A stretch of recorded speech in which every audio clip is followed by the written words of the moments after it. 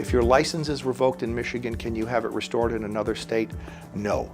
Years ago, it was possible, if your license was revoked in one state, to go to another and perhaps get a license. But with the dawn of what's called the National Driving Register, not, by the way, to be confused with the National Driving Registry, which is a website. The register is the government repository for all license actions.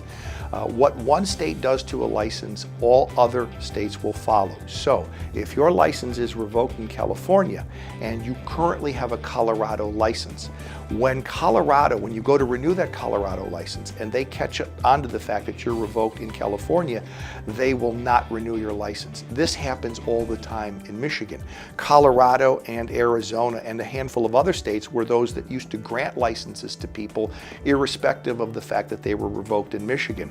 What these people are now learning is that they cannot renew that license.